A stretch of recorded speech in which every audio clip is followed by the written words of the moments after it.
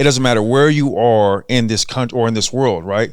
We know whether you're in the United States, whether you're in Mexico, Canada, Germany, wherever, we know as a human species, as humanity, as a human race, that these things are wrong, always right and always wrong. And it doesn't matter, what culture. Hey everybody, welcome back to this episode of the Authentic Christian Podcast. I'm Aaron, this is Epifanio, this is Brandon, and today we're talking about the moral argument for God. Okay, so in this episode, this is season 6 of the podcast, and over the years, we've done different episodes on different apologetic topics. If you're wondering what it means when we say apologetics, 1 Peter 3:15 says, "Sanctify the Lord God in your hearts and always be ready to give a defense to everyone who asks you for a reason for the hope that's in you with meekness and fear." But the word give a defense in Greek is apologia, or some people say apologia. And all it is, the Greek word apologia is where we get the word apologetics. And it doesn't mean to say you're sorry, but apologetics is the anglicized version of the Greek word. And it just means to give a reasoned defense. So why do you believe something? Throughout the book of Acts, Acts 22, 24, 25, 26, Paul multiple times gives a defense of the Christian faith. Mm-hmm. And so he's essentially practicing apologetics, and apologetics in the Christian faith is, why Christianity versus Islam, why Christianity versus Mormonism, which is not biblical Christianity, although they would say they're Christians, why creation versus evolution as far as man's origins, with the age of the earth, why young earth, not old earth. And we've done episodes, season 2, we did dinosaurs. Can you trust the Bible? Why is apologetics important for your faith? Season 4, we did some ones on the resurrection of Jesus. Was it a myth? Did he really resurrect? And so it's important to talk about because culture is always changing. So even though an argument might be new, many times it's just a recycled argument. Yep. And so we want to talk a little bit about the moral argument today. In season 1, we talked in the very first episode, season 1, episode 1, why are we here? And we talked about it's not a blind faith, Hebrews 11:1. It's the evidence of things. It's the evidence of things not seen. So there's evidence for the Bible events, even though we can't see them. Right. And so in episode 1, we talked about different arguments. We talked about the cosmological argument, cause and effect. If there's matter, that demands a maker. We talked about the teleological. Telos is the Greek word for goal or end, purpose. So design demands a designer. Design demands a designer. If you look at a laptop on a beach, somebody built it, right? We talked about the law of biogenesis, or life demands a life giver. If there's something that's living, someone had to give that life because life never comes from non-life. All right. Now, we also talked very briefly in that episode about the moral argument, because in season 1, it was on TV in Atlanta. And so we were Atlanta, Georgia, not Atlanta, Texas. Thanks. He told me he's from Atlanta the other day, and I was like, I pointed. Then another episode, I was like, Atlanta, Georgia, and I pointed him, and he was like, I think he thinks Atlanta, Georgia. Yeah. So we really rushed through in season 1 some of these topics, and so Epifanio and Brandon and I were at PTP, and we were talking about what we could do podcast episodes on, and the moral argument came up. So we want to spend a much longer time diving deeper into the specifics of the moral argument. And so how would you guys describe the moral argument? Why is it important? What is it? And let's just start there with that. Well, I feel like I find this one very interesting. And, it's the moral argument says that the reality of morality points us to the reality of God. Yeah. And so ultimately the point is, if God does not exist, then objective moral values also do not exist. Mm-hmm. And so if we have certain things that are absolutely right, certain things that are absolutely wrong, we have to get that from somewhere. Yeah. And so one person I heard preach on this subject, they started off by asking, have you ever done anything right? And especially not knowing the topic beforehand, immediately you think, well, yes. Mm-hmm. Have you ever done anything wrong? Yes. Well, your very answer to that question shows that there is morality and that there is a God. Yeah. And so, if you put it in a more logical form in the syllogism, it's been put this way. If God does not exist, then objective moral values do not exist. And then the next part would be, I lost the next part. There it is. If God does not exist. Yeah.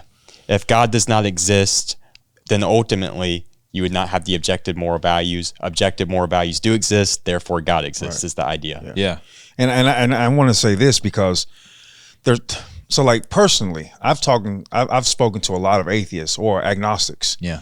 Agnostics just basically say, I don't know, right? You put the A in front of something. Can't be sure. Yeah. Gnosis, right? The Greek word to know. Yeah. Gnostic or atheist, theism. Anyway, so, and I'm talking to a lot of them, and they always say, just give me one argument. Give me one argument as to why you know that God exists. Yeah. And if you give me that one argument, then I'll believe. You know what I mean? It's like, it's like the Jews that said, give me just, show us one more sign, right? Yeah, then I'll believe. Sign. Yeah. But the point is that if you're out there, this argument really is, you can't disprove it. Yeah.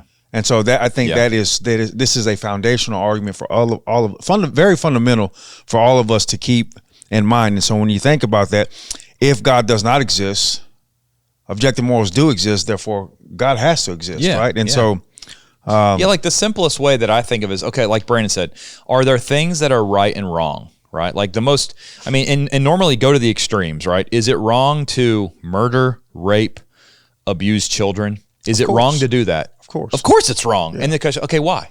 Why is it wrong? Right. Well, if there's something that is absolutely always wrong, right? Is it always wrong to, torture somebody without a cause? Right. Then you would say, well, yeah, that's wrong. Okay. Well, why? Who made it wrong? Right. And that's what we're going to talk about in this, is that if there are things that are absolutely always morally wrong, then that means there has to be a reason for that. And the only reason for that is that there's a God, or you could even say this, some God. Right. We would say it would be a different that we'll explain why the God of the Bible is that God. Right. Yeah. But, you could easily say with the discussion with an atheist, okay, is there anything that you think is wrong to do? Like not subjectively, like, if it's subjective, then you could think something's wrong, but I think it's okay, but you think it's okay. Right. So is there something that objectively, no matter who looks at it, this is always wrong? Right. And most people will say yes, unless they understand the point you're trying to get to, and then they might say no. Yeah. But that's what we're going to talk about in this episode, I think it's significant too, just like you mentioned, even many atheists who know the argument still have a hard time saying, yes, objective moral values don't exist. I mean, that's why it's such a powerful argument, because even those who know the argument, some will admit that, some will try and get around it and they'll say it doesn't really exist. But even those who know the argument, some will still say, yes, there are some things that are absolutely right. And so it's just such a powerful argument for people. Yeah. So we'll start by defining our terms, right? So, some syllogism, or if God exists, then objective moral values do exist, or the other way would be if there are no moral values, like objective, if nothing is actually wrong, then there can't be a God, right? It's the idea of, moral law demands a moral lawgiver. Right. You can't have a moral law without someone who gave that law, right? So when we define our terms, what do we mean when we say objective moral values? Because I threw that around earlier with subjective, and I think maybe it's good to sort of slow down and explain what we mean. So what do I mean when I say something is objectively wrong and something is subjectively wrong? Well, I would say objective, it means it's independent of human opinions. Yeah. And so when I say something is wrong, it's not wrong because I'm saying it. Yeah. It's wrong because there's some higher law or higher standard that's being violated. Yeah. And so objective morality, we're talking about something independent of human opinion. It's always wrong. Some things are always wrong. Some things are always right. Yeah. The way I try to remember it, because I still at times have to think through why. When I think of an object, I think of like, let's say it's this sin, right? Let's say that it's like, let's rape. It's an extreme case. I think of rape as an object. It's like a box sitting on the table. It's this sin of rape. Is that sin of rape always wrong? Always. Yes. Always. Yes. That means it's dependent on the box, the object, right? Whereas the subject, if I said, well, it's always wrong, but this person X over here says, no, it's not. Well, then that's depending on the subject, Right. Yeah. And of course, the example that I hate to jump into it, but I'm going to jump into it, like we'll cover it more later, but like Hitler.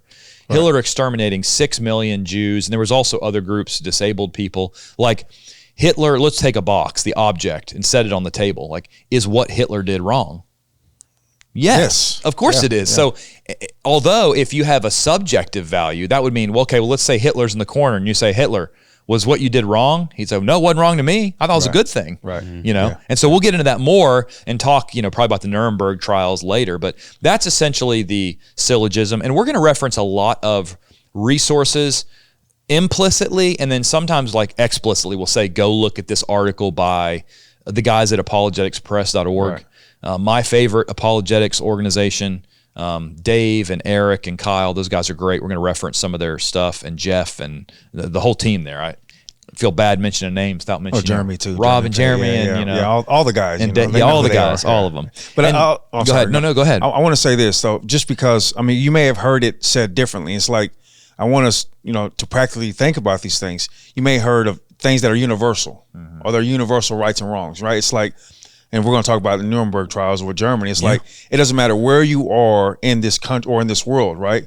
We know whether you're in the United States, whether you're in Mexico, Canada, Germany, wherever, we know as a human species, as humanity, as a human race, that these things are wrong, always right and always wrong. And it doesn't matter, what culture. And so I just want to throw that out there. So, well, and two, the idea of if God does not exist, if there's no God, then there's no objective moral values. If there's no God and atheism is true, and that means that we are here by time, chance, matter, nothing exploded and created everything, which I remember watching, I think it was Christopher Hitchens, who was on, Dawkins. It was Richard Dawkins. He was on a late night talk show. And it was like it wasn't like a Christian organization. It was a late night talk show. And the host was kind of jokingly saying, so you're basically saying nothing exploded and created everything. And he said, yes. And the crowd started laughing. And he got upset. Yeah, he got upset because he was like, it's not a joke. Yeah. But the crowd was like, oh, we thought it was kind of a joke. Like, if you think that produces not only life, but planets spinning in opposite directions, which doesn't make any sense, Like go like put a bunch of basketballs and light an M80. Everything's gonna be in the middle of them. That's a little explosive.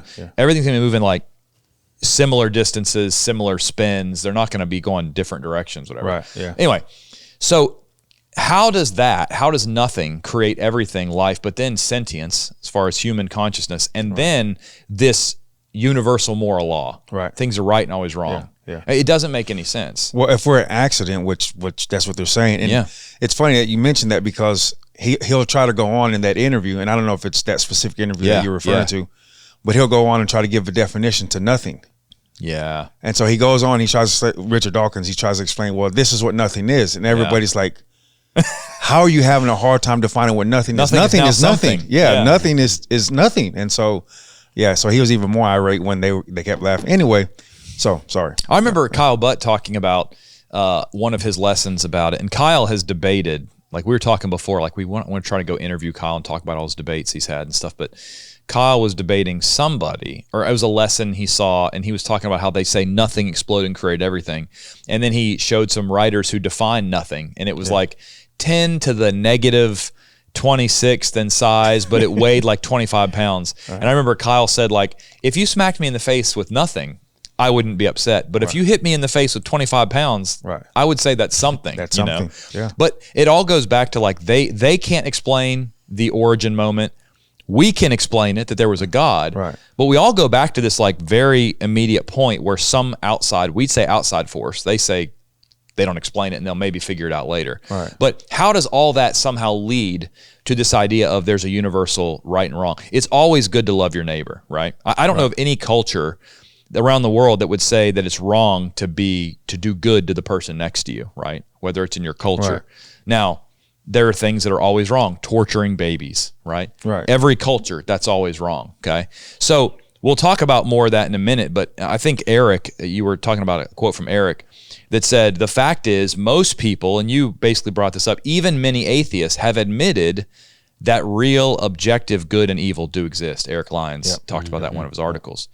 So like even people who are atheists, many times, if they don't understand that you're trying to like catch them in a contradiction, they'll admit, there are some things that are right and some things that are wrong. Yeah, and I think about if you have an atheist who ultimately, and we'll talk about this more obviously, but atheism, it can't explain morality. Yeah. But you still have an atheist. If somebody breaks into their house and steals all their stuff, they're going to want justice enacted upon that person. Yeah. Right. But realistically and logically, who can say that's wrong? Yeah. Right. I mean, the implications of atheism, you serve yourself in the ultimate sense. You don't have a higher being to answer to. Yeah. So who's to say what's right and wrong? But you can absolutely bet if that happens, they're going to want justice enacted. Yeah. I should be able to say, well, I'm bigger and stronger than you, and I'm not saying I am, but I'm saying I'm bigger and stronger and I'm more effective at violence. Therefore, I can take all of your stuff. Right. Might makes right. And that's, might makes right. And that's good for the human race. Yeah. Because if weak people are eliminated and I'm bigger and stronger and more violent and I can take your stuff by force and eliminate you, then my offspring, my progeny, the human race is going to be stronger, right? Yeah. Like that's atheism. Yeah. Like when a lion kills a weaker lion or a lion kills a gazelle, nobody is like, did you hear what that lion did? I can't believe he did that. Like, he's such a bully. It's like, no, he's a lion. And right? on the same token, you're not going to see that lion and be like, man, I felt bad about really doing that. You know what I mean? Like when was the last time you saw dogs sitting around like contemplating their existence and the meaning of the universe? I should never dug that hole in my owner's yard now. You know what I mean? Like, he Yeah. feels bad about digging holes and stuff. Anyway. Yeah. Well, that's one of the things atheists, though, some of them have even acknowledged, if you're going to take it to its logical conclusion, then we're just animals. Yeah. And so if you take it to its logical conclusion, and that's obviously what it all boils down to, we know there's a difference because we have that sense of right and wrong. Yeah. Animals don't. Yeah. Right. But if you take it to its logical conclusion, we're no different than the animals. Yeah. Right. And so we could be able, in theory, to do the same things they do and not feel bad about it. Yeah. And if we're just being honest, like, I think this is the whole part, and we should have said at the beginning, was like, we're all about just getting down to the truth. And if we're being honest with ourselves, if somebody is being honest with themselves, the majority of people will say, honest people will say that there are things that are just absolutely wrong. And it doesn't matter how you try to slice it. Yeah. It doesn't matter how you try to dress it up. Yeah. It really is wrong. And, for instance, like if we ask 10 people, we have 10 people line up in this room and you say, is it wrong, morally wrong to abuse or torture little children? Yeah. If they're honest, you're going to have 10 yeses. Yeah. And so it's like, so that's what we're describing when we say these things. Yeah. And so, Yeah. Well, I like what you mentioned too. Like we're just trying, and as you started, it's all about getting to truth. Yeah. We're not trying to pick on anybody. Right. Yeah. And as you were beginning, you talked about the Greek word apologia. Yeah. One of my favorite passages is Acts 26, verses 24 and 25, where you have Paul before Festus, and he's making his defense for Christianity. And Festus says to Paul in Acts 26:24, he says with a loud voice, Paul, you are beside yourself. Much learning is driving you mad. And then I love verse 25. Paul answered, I am not mad, most noble Festus, but speak the words of truth and reason. Mm-hmm. And so that's the whole purpose behind this conversation, because as Christians, that's what we want to do. We want to speak the same words of truth and reason. Right. And I think a lot of people have this idea, you hear it, that faith is just a blind leap in the dark. But as you mentioned, Hebrews 11:1, there is evidence for the things we believe. Right. And that's why we have those different arguments. Matter demands a maker. Design demands a designer. Yeah. Morality demands a moral lawgiver. Yeah. And you also have verses like Isaiah 1:18, I think, come now, let us reason together. First Thessalonians 5:21, I think, prove all things, hold fast to that which is good. Yep. Right. And so true New Testament Christianity, it's rooted and based upon evidence. Absolutely.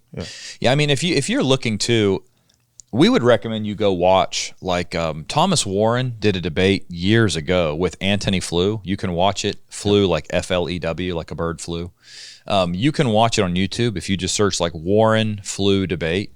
And I think it's good to watch debates because, I know we all love debates. In an episode like this, you may say, well, you aren't making the arguments as good as someone on their side would make it. I'm like, fair enough. That's probably true, which is why we'd recommend watching debates. Right. And in Antony Flew's debate, essentially what Thomas B. Warren, he did it in much more detail than we're going to talk about today, but he essentially said that if you can criticize the morals of another person, society, as truly wrong, then there has to be a law above both, right? So like if you can look today, if you think that there's any person, individual, or any culture, any group of people, like let's say it's like, we're in America, like let's take a terrorist organization. Mm-hmm. Do you think there are any terrorist organizations in the world who are doing something that's wrong, right? Do you think that there are any other governments, right? In America, right? Okay, this for like I would say, no offense, liberal Americans, and half of the liberal Americans don't appreciate the government, right? American government or others. I would just ask them, do you think that the president that you don't like, or the government or the military or a general, any of those people, is there anybody in the world that you would criticize and say something they're doing is wrong? Of course. And of course they will. Yeah. You just get on TikTok and you see all over the place. Yeah. And the question is, okay, if you're criticizing somebody as doing something wrong, then there has to be a higher law, right? Yeah. And so the summary of the moral argument altogether is, if there is a moral law, somebody had to give it. There had to be a moral lawgiver. Right. We would say it's Yahweh or Jehovah of the Bible. Right. We'd use other lines of arguments to say, okay, now there's a God, which God? Right. And we point to the fact that the scriptures are a unique book that has scientific foreknowledge, prophecy, things in them that no other book claiming to be from a God has, right? Right, yeah. And so that means if morality is real, then there is at least a God. I'll say that's the first step. And then which God, we would prove it's It's the God of the Bible. God of the Bible, And, that's right. And what's interesting about this is we're saying, okay, we know what the Bible teaches, and therefore morality comes from God. He is the highest standard, right? And so if you say, okay, if let's just play devil's advocate for a little bit. If you were going to go to atheists and you say, okay, let's just rule out the Bible for just a second. Sure. Okay, how do you explain? Where does morality come from? If you just ask atheism, can atheism explain morality? Yeah. And so, I mean, and so we're asking, like, well, what's your best explanation of it? You know? And so the idea is that atheism cannot rationally explain morality. I mean, they try to do it, and that's why we say, well, it's subjective, going back to the subjective objective idea, right? Yeah. And so it's like, who determines? If you leave it up into that mindset, well, we all can determine it for ourselves. Yeah. And so I remember Kyle debated, I think, a guy named Blair. Can't remember, is that his first name or last name? Blair Scott. Blair Blair Scott, yeah. And I feel like that Blair Scott tried to, in that debate, it's funny, when I remember the first time I watched the debate, I know what exit. I was at the Burlington exit in North Carolina, getting off the exit when I was watching that debate, when he tried to make the argument of, he tried to explain how you could have good without a God. And I remember that debate, and he did that. But like, so you have there's a certain group of atheists who would try to say, well, even without a God, there can be objective moral rights and wrongs. They say there is. Right. But then you have other atheists who come out and flatly admit that that's not true. Yeah. You know, like Jean-Paul Sartre was a philosopher, atheistic philosopher, and he said this in a 1946 lecture: everything is indeed permitted if God does not exist. Right. Yeah. So if God doesn't exist, he admits it's a free-for-all. It's a free-for-all. And that's scary to think about. It is. It's like that movie, The Purge. Yeah. That's where exactly literally it's like, about, where one night a year, I haven't seen the movie in a long time, like one night a year, you could do whatever you want. There's no law. Yeah. That's what your life, the whole world would be like if people believed atheism and actually lived out what they believe. But they don't live it out. Yeah. You know. And again, I'm sorry, let me just say, and again, in that movie, it shows that humanity got to determine what's right and what's wrong. And you see the results. Go ahead. Well, I think about like practical atheism, if you will. Yeah. People who still believe in God, but they live as if there's no God. Yeah. I think about the book of Judges, Judges 17:6 and Judges 21:25. Yeah. In those days, there was no king in Israel. Right. Every man did that which was right in his own eyes. Right. And what you see when people live that way, Judges is considered the darkest time in Israel's history. Yep. It's absolute chaos. It's horrible. Yep. And so, there's a song by John Lennon. I think it's called Imagine, right? Yeah. And he talks about imagine there's no heaven. And he depicts this whole scene. But really and truly, it's disaster. It's chaos. If you want to live in a world where there's no heaven, no hell, no God, no consequences, you have a chaotic world. And you also see it in Hosea 4:6. There is no knowledge of God, and because of that, they would reap the consequences. God would ultimately destroy them.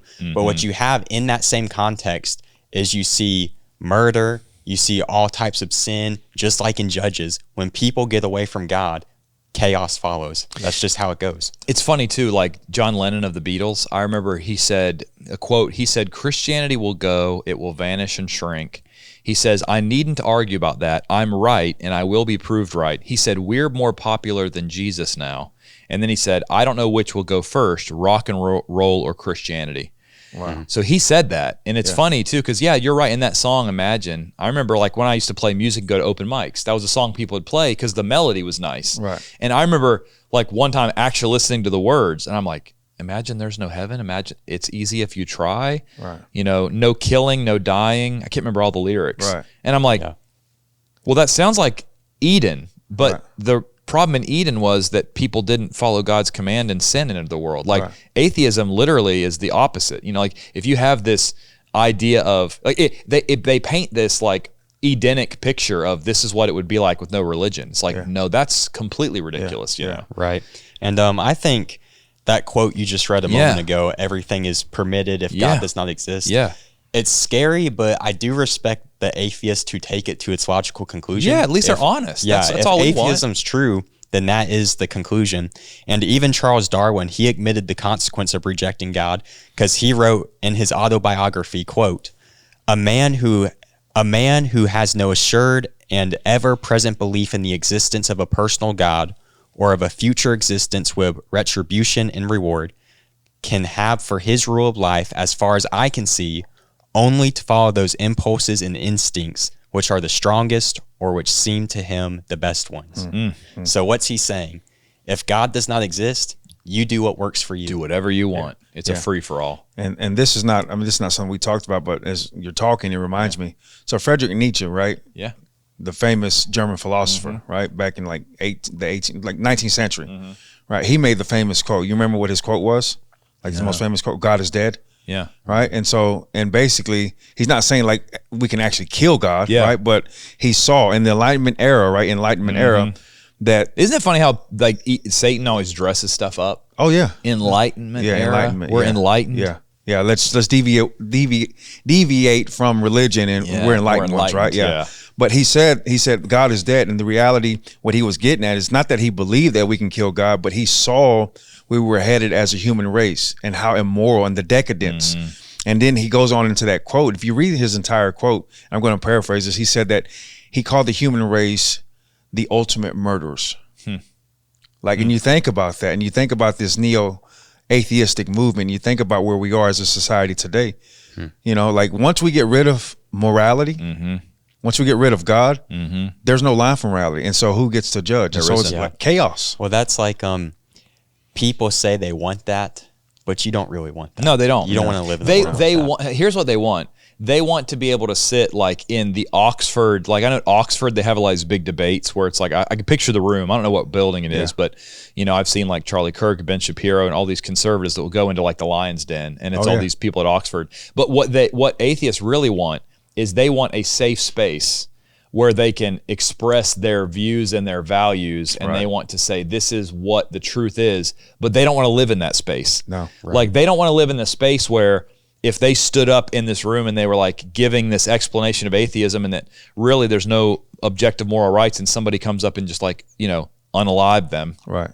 They don't want the consequence. They're like, no, don't do that. Like I just want to, and they would say, well, it's okay, or it's not okay because it's not the greater good of society. It's like, well, we're going to talk in a little bit how they're not consistent with that, you know? And I remember one of the quotes that I remember Kyle Butt discussing I've referenced this over the last 6 years. One of the best things I ever did is Apologetics Press has a 16 or 19 video series called The Pillars of Faith. The Pillars of Faith seminar, 19 videos that talk about, you know, evolution, dinosaurs, creationism, the reliability of the scriptures, the historicity of Jesus.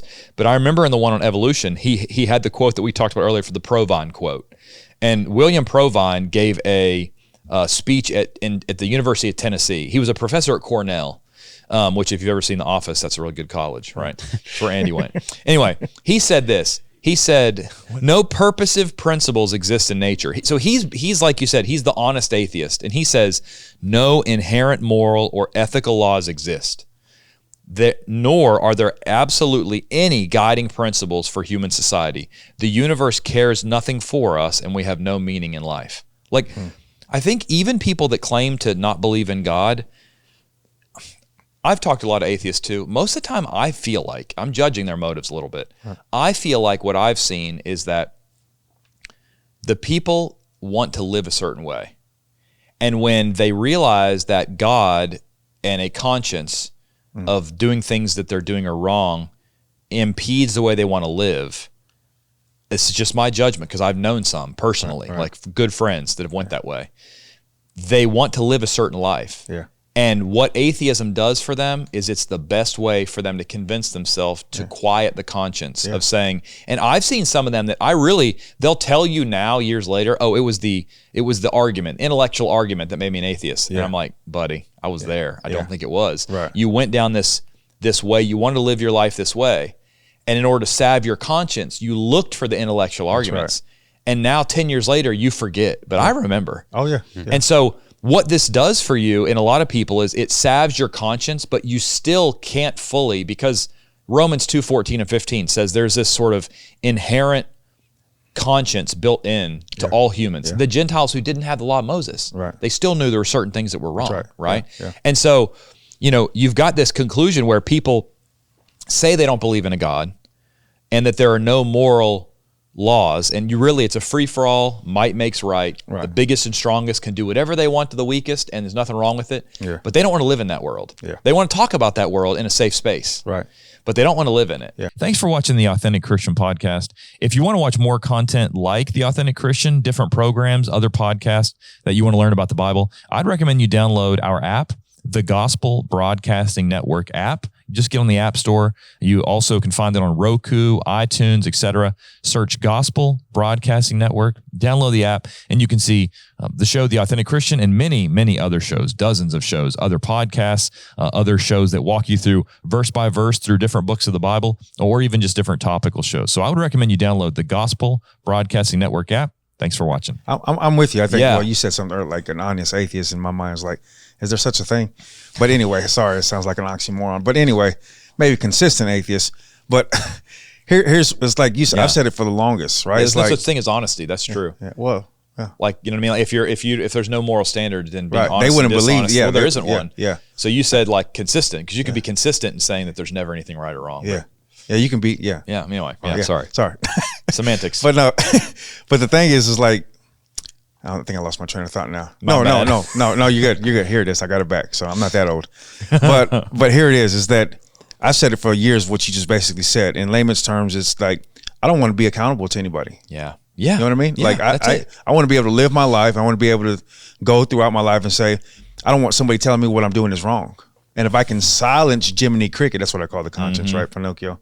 Jiminy Cricket, if I can silence that conscience, but eventually it eats at you, right? And that's what you're saying. And so when we think about these things, right? Romans 1, you said Romans 2 earlier, but Romans 1, right? I literally just turned it. Right. So it's like they suppressed the truth. Yeah. It's not that the truth wasn't there and they couldn't identify, but they chose to suppress it. Yeah. So, and Romans 1:18 says, "For the wrath of God is revealed from heaven against all ungodliness and unrighteousness of men who suppress the truth in unrighteousness." And then he says, "Because what may be known of God is manifest in them, for God's shown it to them." Yeah. God shows all people that he exists. How? Verse 20, "For since the creation of the world, his invisible attributes are clearly seen, being understood by the things that are made."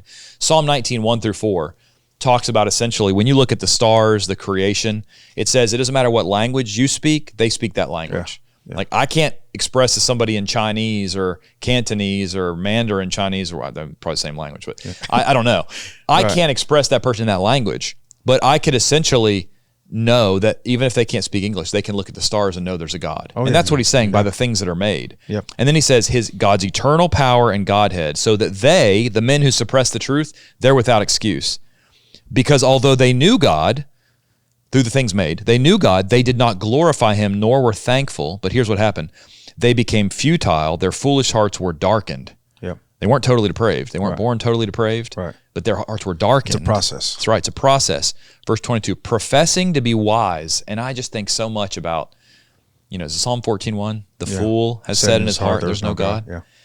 You have these people who are world-renowned intellectualists, ethicists, scientists, biologists, physicists, and the world looks at them and says, wow, they're so smart. Right. Neil deGrasse Tyson. I mean, I'll be honest. I've heard very few things that he says that I think make much sense. Yeah. I mean, I sit and watch like a reel. I'm no offense. I mean, I know the guy's got more PhDs than I'll ever have, but there are some times where I listen to him make an argument and I'm like, he didn't even say anything. Right, yeah. Like, now, he's probably said some things that are, I'm not saying he's not intelligent, but I'm saying like, professing to be wise, they became fools.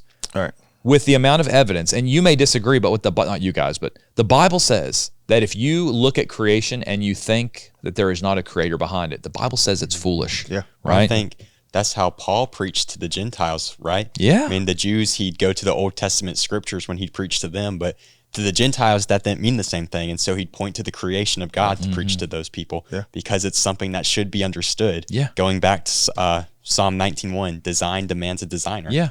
And in verse 24, he talks about, hey, they gave them up. They became fools. They exchanged, this is verse 23, they changed the glory of the incorruptible God. Here's the exchange that they gave. Yeah. The glory of the incorruptible God, verse 23, into an image made like corruptible man. So they exchanged God for something God created, made like corruptible man, birds, four-footed animals, creeping things. Verse 24, therefore God gave them up. He let them go their own way to uncleanness in the lusts of their hearts.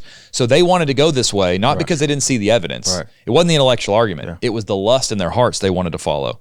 To dishonor their bodies among themselves, sexual sin. Verse 25, who exchanged, that's the trade again, the truth of God, that there's a God when you look at creation, for the lie that there isn't a God, and worshiped and served the creature rather than the creator. I mean, think about idolatry. Think about pornography. Think about fornication. You are literally saying, I would rather have the glory of, fornication.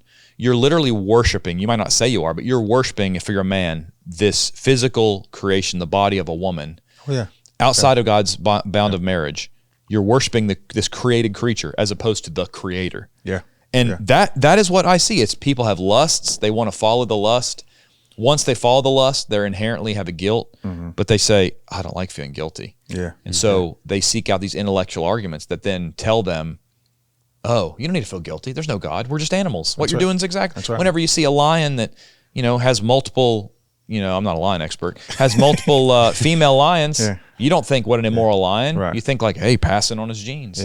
Well, I feel like almost too, this is a little bit different, but you see it from the standpoint, maybe not people going full-blown atheist, but casting doubt on the scripture. Can we really trust the Bible? And they cast doubt upon its inspiration.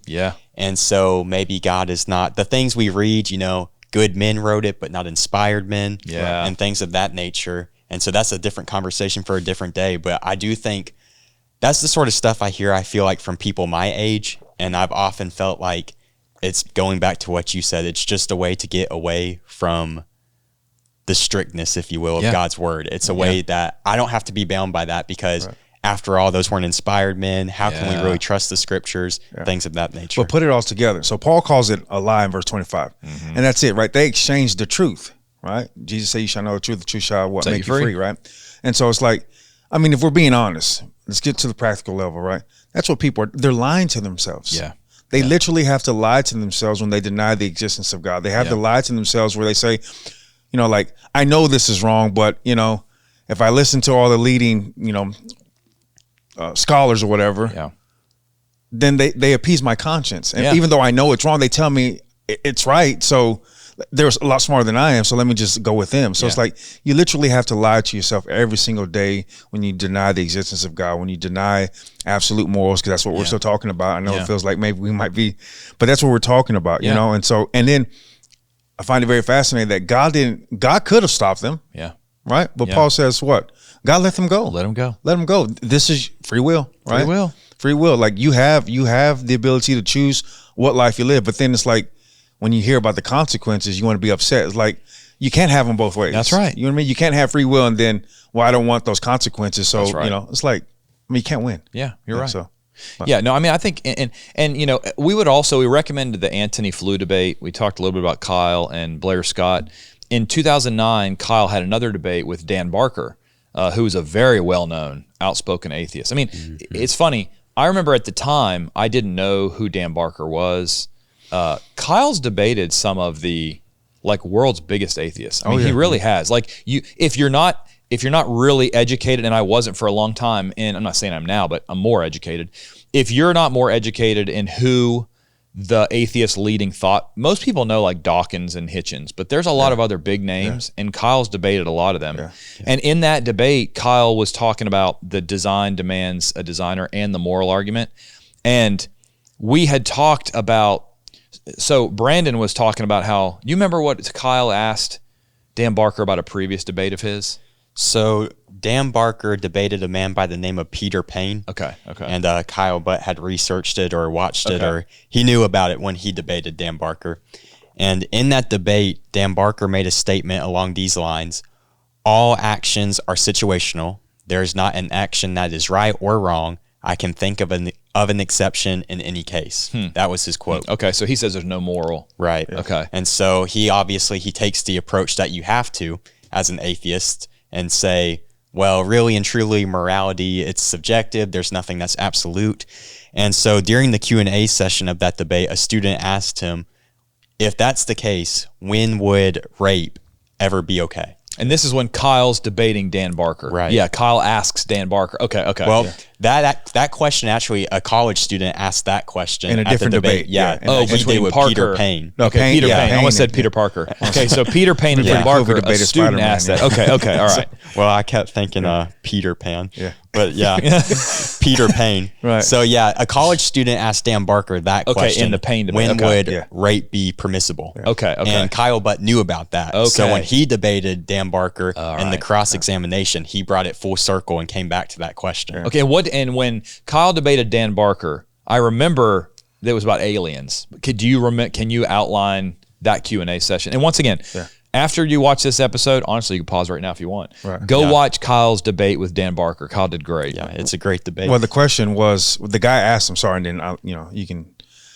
You can tell it too. I don't care. I just wanna hear it. No, Yeah, the guy yeah. just asked him, when will rape ever be okay? Okay. Is it ever okay to rape somebody? Okay. And so that's, Okay. Yeah, so- and fill me in if I missed the details. But so they asked that question, and this was the debate. Of course, he had with Peter Payne. Okay. And when he was first asked the question, I think you could kind of tell he did not want to. Obviously, that's a question that throws you off. Right. And so he basically said, that's a hypothetical. That would never happen. But then he said, hypothetically, if aliens came down and said, we're going to destroy all humanity unless I rape somebody, then yes, it would be my moral obligation. To Moral obligation. That's funny. Yeah. in that situation. Okay. So Kyle, knowing that when he debated him, he brought up that same situation. He said, do you still believe this? And he said, yes. And so then Kyle pressed the point and he said, would it be okay to rape two people to save all of humanity? And If Dan said aliens yes. came down, Yeah. And so to save all humanity from the aliens, if you will, you have to rape two people. Would that be okay? And then Cal kept pressing him too. Yeah. I don't He remember if, I forget how many times Abraham said to in Genesis 18, like, what if there's 50 people, 40, 35? I can't remember. But Kyle kept increasing the number. Right. So if Went from Barker said, I would rape two people to save humanity. Yeah, to 2,000. 2,000 2 people. million. Well, and I mean, Barker kept saying yes. Yeah. Well, I don't want to misrepresent Dan, but I think he said if y'all had to as the human race. I don't know if it's Dan having to do. Okay. that. If someone had to do if somebody. it. Okay. It's like Right. y'all Okay. as if the aliens are talking to the human race. Okay. And say y'all have to do this. If y'all don't do this, then we're gonna destroy. He would say it your would be planet. okay. Yeah, and he's like, so the human race would have to step up to the plate, if you will. Yeah. Right. Yeah. And take one for the team, and then rate whether it's 2,000, and then he kept pressing And him. like I said, he said that would be his moral obligation in that situation. And Well, and that is one of atheism's leading voices. So you can't say, I already see the comments on this video. I can envision it. You guys don't know atheists. You don't know what atheism believes, Right. which is like when I debate with Calvinists. Like, you don't understand Calvinism. I just quoted Piper and Spurgeon, in Calvin's Institutes. Anyway, sorry, Calvin. I almost always have Calvinism on the brain, but it was foreordained, I guess. So if you have one of atheism's leading voices says in a debate that you can go watch, that it would be okay, or that it would be morally, in his view, because it's for the greater good, morally okay to rape 2 million people, it's not objectively wrong. Whereas if you ask me, would you do that? No, I can't. Yeah. I don't have a choice. Well, see, the thing is that the way he worded the question, it is your moral obligation to do this. Like it's not It'd be suggestive. immoral it's for me obligatory. to refuse. Yeah, it's obligatory. Like it's something that you have to do in order for you to save the human race. You have to do something heinous as raping 2 million people. Yeah. And Dan Yeah. said, "Oh, that's perfectly fine." What? Yeah. So anyway. Well, I think what's significant about it, like there's a lot we could point out that's interesting, but it's the fact that, Kyle knew what he was doing when he asked him, 2,000, 2 million, because what it shows is like, we know there are some things that are absolutely right, some things that are absolutely wrong. Like you said, it would always be wrong, and people know that. Yeah. But if you're going to take the logical conclusion of atheism in that situation, what happens ultimately is morality just becomes a sense of what you think is best. Right. It is your opinion. It's what you think is the quote unquote greater good. And then you even have questions like, let's say there's 8 billion people, and the argument is, well, let's say it's even 8 billion. So the minority would be 3,999,999, et cetera, all the way down. Right. That's the number of people. But then you'd say, okay, well, is that really for the greater good? Because like, what about emotionally? Would that harm the? I mean, like, it's so subjective. Once again, like you put 10 people in a room and you ask them enough questions, and you'll get 10 different, beliefs about it. And after that, Dan Barker said, yes, it would be morally acceptable to rape that girl to save all of humanity. That's crazy. Someone say that. Yeah. He made the following comment. He said, it would be horrible. It'd be regrettable. I would hate myself. I'd probably unalive myself after doing it. But I would have the courage. If that was the only option, I would have the courage. If that was the only option. If that were the only option, I would go through with it. I would pity that woman. I would pity myself. And then I think you made this statement earlier.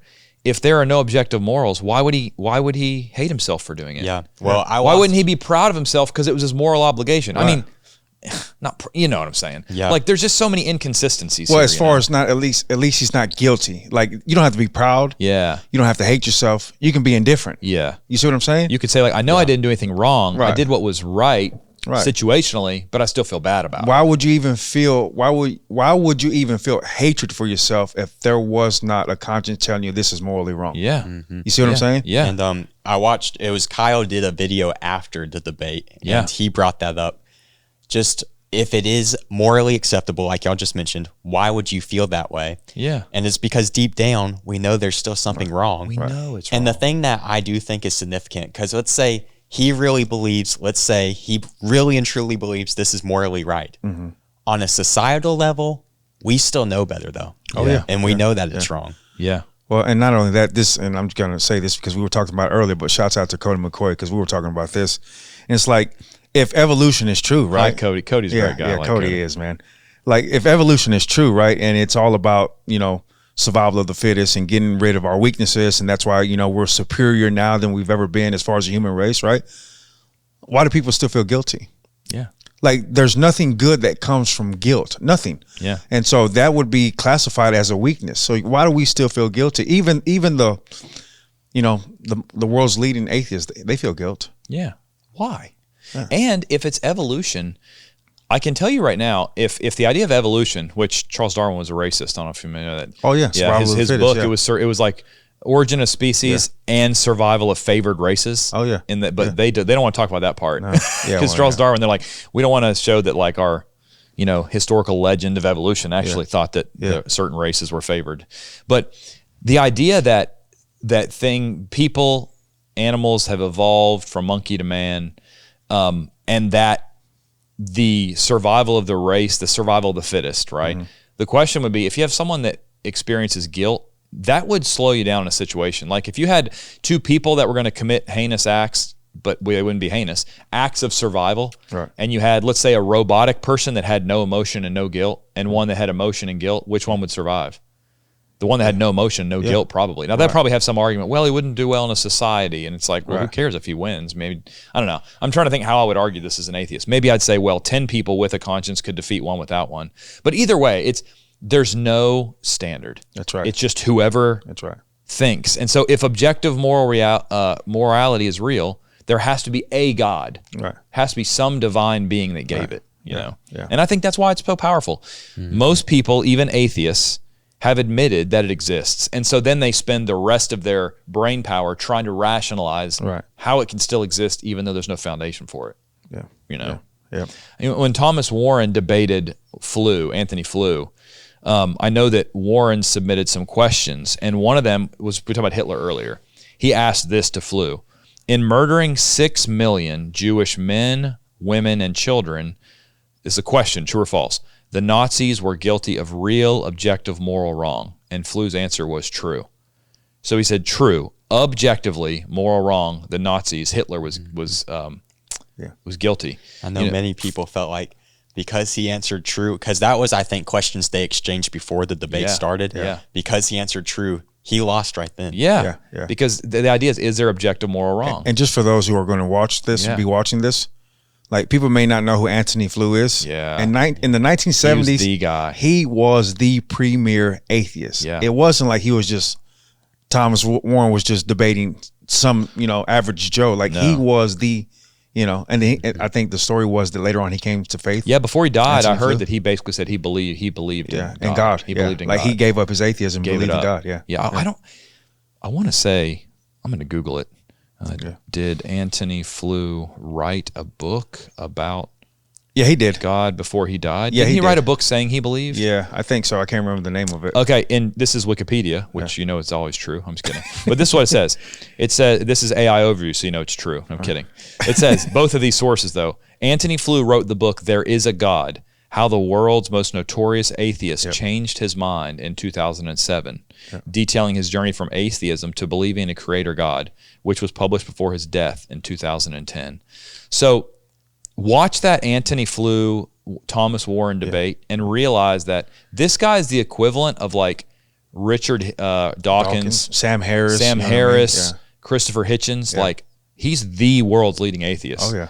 And I just have to wonder, I have to think that, of course, God's creation is the evidence that he had, but that debate with Thomas Warren, man, I think he probably thought about that debate before he went to bed. Every night, I'm almost certain. Every Well, night. I can't say every that, night. but Yeah. And so he was one of the leading atheists in the 20th century, and he admitted the Holocaust was objectively wrong. And, the world said that, when it happened, the world came to the same conclusion. You had the Nuremberg trials, and the Nuremberg trials were trials that they had after World War II. Right. And the Nazi leaders said, we were just following orders. We followed our nation's laws. Right. And what was the response? No, you're held to a higher standard. A higher standard. Yeah. Wait a minute. A higher standard than a nation's laws. Yeah. Is it another nation's laws? No. It's God's law. That's right. It was God's law, A law that rose above the transient and provincial, I think is what the language was. I think about it from the standpoint, even today, if we saw something horrific going on in another country, whatever illustration or example you want to use, do we have a moral obligation to help? Well, we might think the law of the land doesn't demand me to, but if you see something horrific going on, there's something. If you see someone on the side of the street being abused physically, there's something inside of you that says, I have to do something about that. I can't just pass by and not help that person. This is so crazy, though. It's like, there's no doubt that this is, Paul says we wrestle not against flesh and blood, but principalities, right? It's like ideologies, powers, right? Powers, right? Yeah. So it's like, I know we see it all the time, and we all think the same thing. There's no doubt that this mindset is influencing people all over the world, because when you see something atrocious happen, when you see something bad happening to people, like you see the videos, you see the clips. Yeah. What are most people doing? Yeah. They're not trying to help. What are they doing? Filming it. They're filming. They have their phones like For views, man. for views. It's like, why don't you put that phone down and try to help out? know. Well, it's because it's none of my business.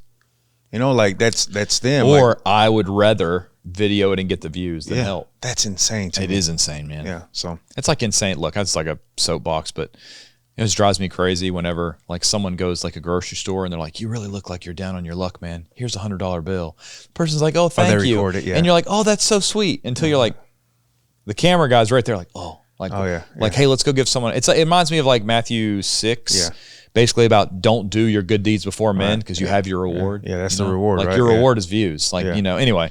So Yeah. Flew admitted it in the debate. The world recognized it at the Nuremberg trials. Everyone, I think, I'm going to say everyone. I hate to paint the broad brush. I'm going to say it. Everyone recognizes there's a higher moral law. The difference is some people don't want to admit where it came from. Because if they do, then they are now looking in the mirror at this God looking back at them, or this higher being, and their conscience. It's Jiminy Cricket. yeah. So, and one thing you said in preparation for this that I think was really good is you said we have to distinguish. Do you remember that? It was how you know it versus where it came so from. you have to distinguish, right? It's the epistemological versus the ontological. Okay. Right? And so it's like we can know something is, well, we know that good and evil exist. Yeah. but what determines whether it's good or evil, right? And so it's like, so you have to make that that distinction, right? You have to be able to distinguish that. So like, we know that good and evil exist. Yeah. But it's who determines what's right and what's wrong. Who determines what's good and what's evil. And that's what we're saying is the atheists will say, well, you determine, or we can determine as a society. Because they do acknowledge it exists. They right. Just, That's the exactly source it. is the difference. Right. Yeah. And so what we're saying is the fact that it exists proves there is a God. And if he does exist, which he does, he gets to determine. That's right. He's the lawgiver. That's right. And so that's right. Yeah. Well, let's do this. We're probably about an hour or so. What are we at, James? 54 minutes. All right, not bad. Okay. We're going to go ahead and wrap up part 1 right now. We're going to come back in part 2 and talk about some more practical applications. You know, we've discussed, and I would say, in our view, I'm not going to say beyond the shadow of a doubt, beyond a reasonable doubt, no. But we've shown that we believe that if you have morality, it demands a moral lawgiver, right? Yeah. So we're going to come back in part 2 and talk about some more practical applications and some other points. Otherwise, this episode would be like 2.5 hours long. And of course, you're probably asleep by now anyway. Wake up. End of the episode. But thanks for hanging out with us on this episode of the Authentic Christian Podcast. I'm Aaron. This is Epifanio. This is Brandon. We'll see you back on part 2. Hope you have a great day. Yeah.